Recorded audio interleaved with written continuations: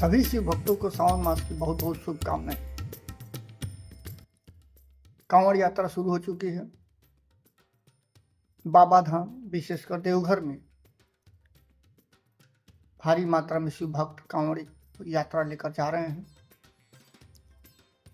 वैसे तो तमाम हिंदी भाषी राज्य कांवड़ यात्रा लेकर चलते हैं, नॉन हिंदी भाषी भी कुछ राज्य लेकर चलते हैं, लेकिन इसमें यूपी और बिहार के लोग भारी मात्रा में जाते हैं। छत्तीसगढ़, झारखंड और अन्य राज्य भी शामिल होते हैं।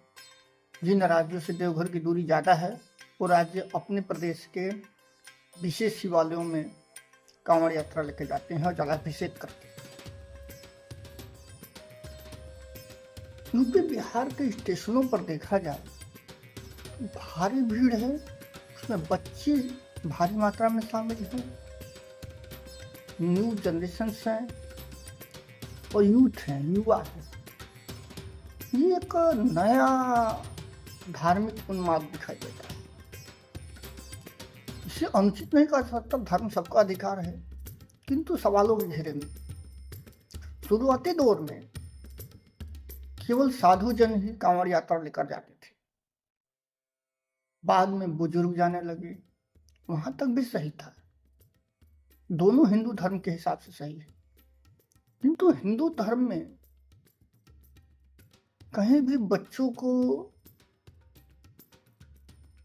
और जवानों को धार्मिक होने पर जोर नहीं दिया गया है। यूपी और बिहार मजाक के पात्र बन गए हैं। अन्य राज्य कहते हैं कि इसलिए धार्मिक हैं कि बेरोजगार है। क्या धार्मिक होना बेरोजगारी की निशानी है या बेरोजगार होना धार्मिक हो जाता है? ये बड़े सवाल हैं, इस पर आज हम चिंतन करें। मनुष्य जीवन की 4 अवस्थाएं हैं वैज्ञानिक दृष्टिकोण से। पहली अवस्था शैशवावस्था है, जो जन्म से लेके 5 सालों तक रहती है। दूसरी अवस्था बाल्यावस्था है, जो 6 से 12 साल तक रहती है। तीसरी अवस्था किशोरावस्था है, जो 13 से 19 साल तक रहती है। चौथी अवस्था प्रौढ़ावस्था है, जो 20 साल से ऊपर माना जाता है। इन सभी अवस्थाओं के कार्य अलग अलग हैं। शैशवावस्था में जन्म से लेके जो 5 साल तक का समय है, मानसिक और शारीरिक विकास के लिए है। बाल्यावस्था 6 से 12 साल का जो समय है, इसमें बच्चा स्कूल जाना शुरू करता है, नई दुनिया को जानना शुरू करता है। किशोरावस्था ये उदंड अवस्था है, एडोलेसेंस अवस्था है। इसमें बच्चा जवानी की दहलीज पर कदम रखता है। प्रौढ़ावस्था वो अवस्था है जिसमें जिम्मेदारियां घर करती हैं, समाज से जोड़ना रहता है। और इसको कहा जाए कि यहाँ से ही इसके बाद के जो अंतिम चरण आएंगे उन्हीं से कहीं धार्मिक होना शुरू होता है। ये वैज्ञानिक दृष्टिकोण। अगर धर्म के हिसाब से भी देखा जाए तो हिंदू धर्म में जीवन को 4 भागों में बांटा गया है। ब्रह्मचर्य, गृहस्थ, वानप्रस्थ और संन्यास, ये 4 अवस्थाएं। ब्रह्मचर्य अर्थात शिक्षा दीक्षा की अवस्था, जिसमें एक हिस्से को शिक्षा और दीक्षा के लिए समर्पित किया जाता है। दूसरी अवस्था गृहस्थ, शिक्षा दीक्षा समाप्त हो गई तो उसके बाद गृहस्थी के कार्यों में हाथ बटाना, ये दूसरी अवस्था हो गई। वानप्रस्थ अर्थात वनगमन को जाना नहीं है। वानप्रस्थ का मतलब रोजगार, व्यापार की तलाश में बाहर निकल। और संन्यास यह अंतिम अवस्था है जिसमें धार्मिक कार्यों में, विशेषकर धार्मिक कार्यों के लिए इसमें स्थान मिलता है। अगर इसको सीधी सीधी कहा जाए तो ब्रह्मचर्य का मतलब सीधी सीधी बात है कि शिक्षा दीक्षा की बात है। गृहस्थ का मतलब कि जब तक नौकरी नहीं लग जाती है घर के कार्यों में काम बटाना। वानप्रस्थ का सीधा सीधा मतलब है घर छोड़कर बाहर जाना और रोजी रोटी कमाना। और चौथी अवस्था संन्यास का अर्थात है रिटायरमेंट हो गया, वापस आना। तो जब सारी जिम्मेदारियों से, धर्म भी कहता है, विज्ञान भी कहता है, जब सारी जिम्मेदारियों से मुक्त हो जाएं तो धार्मिक। धर्म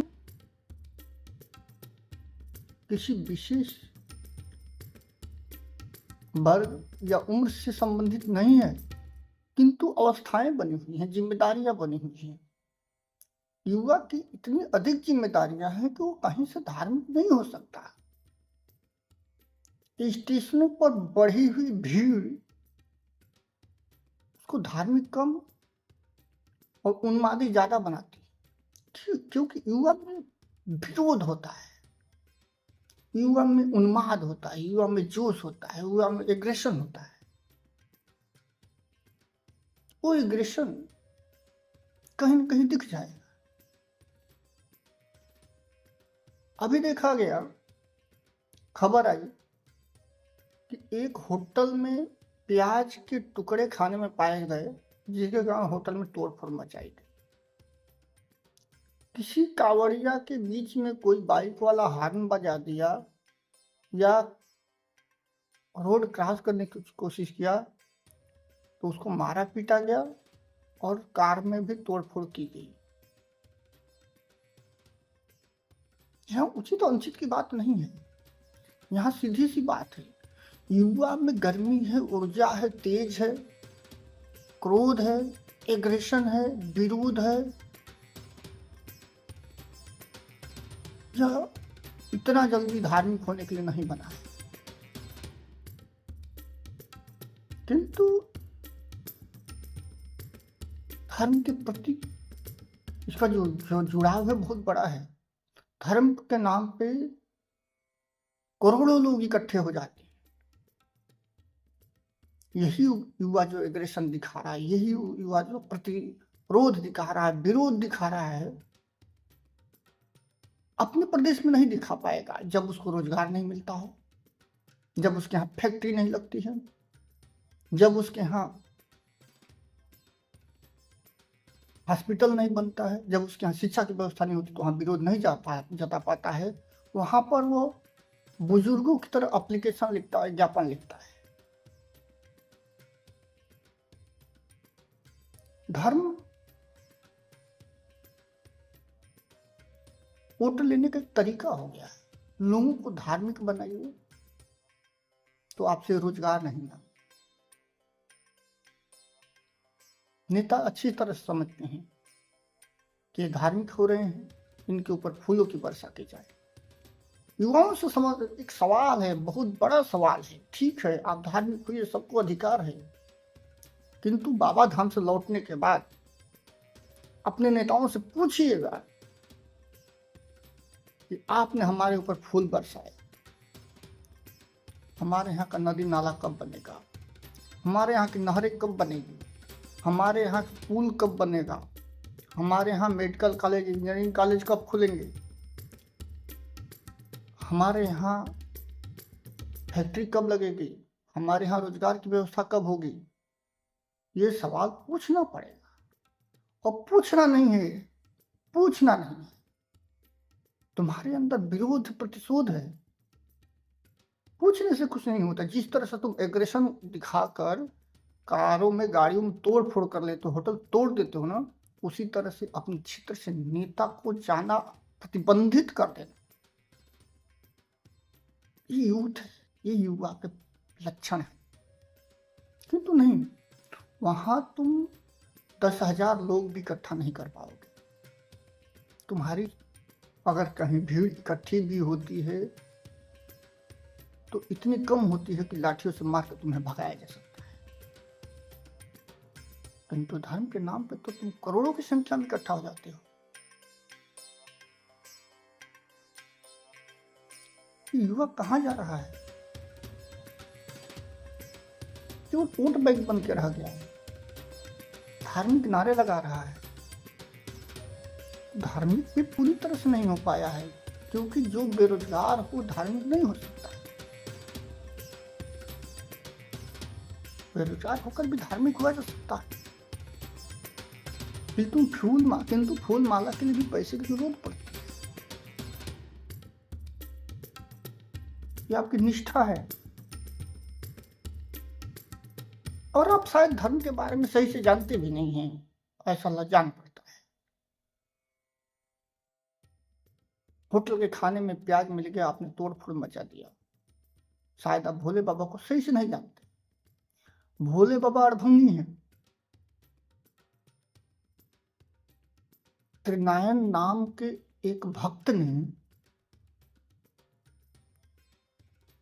मांस का टुकड़ा भेंट किया, प्रभु प्रसन्न हो गए, उसे दर्शन दिए। खुद भांग खाते हैं, गांजा पीते हैं, कंदमूल फल खाते हैं, उन्हें खाने के आधार पर विभाजित करना ये तो बहुत बड़ी नादानी है। बिल्कुल नहीं जानते, तो शिव को जानते ही नहीं,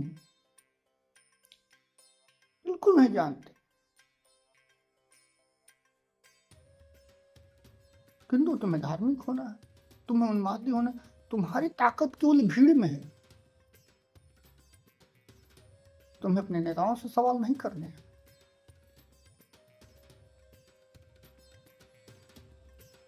आओ, ये ऊर्जा प्रतिशोध की ऊर्जा है, विरोध की ऊर्जा है, ये विकास की ऊर्जा हो सकती है अगर तुम्हें सही तरीके से दिखाए।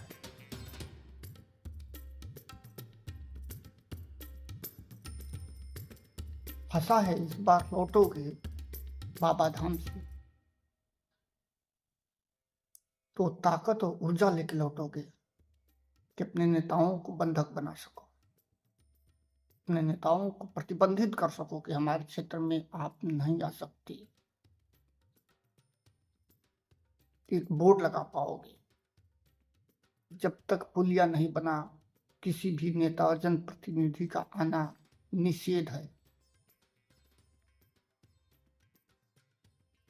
जब तक हमारे यहाँ क्षेत्र में फैक्ट्री नहीं लग जाती, किसी भी नेता का आना प्रतिबंधित है, निषेध है।